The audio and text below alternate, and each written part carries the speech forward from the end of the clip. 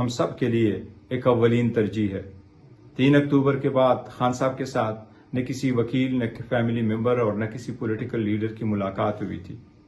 اس کی صحت کے بارے میں ہمیں بہت بڑا تشویش تھا، اس لیے پاکستان تحریک انصاف کی پولیٹیکل کمیٹی نے احتجاج 15 اکتوبر کو ڈی چوک پہ ایک کال دیا تھا۔ اس کے پیش نظر ہم نے ایک درخواست بھی گزاری تھی انٹیریئر منسٹر کو۔ اس میں ہم نے درخواست کی تھی کہ ہماری پولیٹیکل لیڈرشپ کو یا ڈاکٹر کو یا فیملی ممبر کو ملنے کی اجازت دی جائے تاکہ اس خدشے کو ختم کیا جائے اور ہمارے ورکر اور سپورٹر میں جو تشویش پائی جاتی ہے ان کا اطمینان ہو سکے کہ خان صاحب کی صحت ٹھیک ہے۔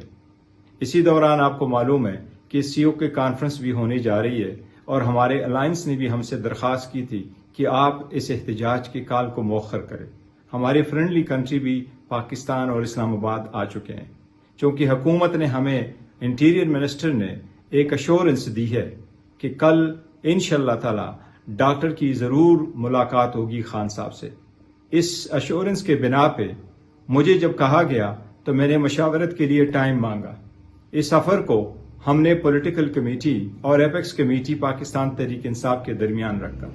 پاکستان تحریک انصاف کی قیادت اور پولیٹیکل کمیٹی نے یونانیمسلی اس بات کو قبول کیا اور اس کے پیش نظر ہم کل کے احتجاج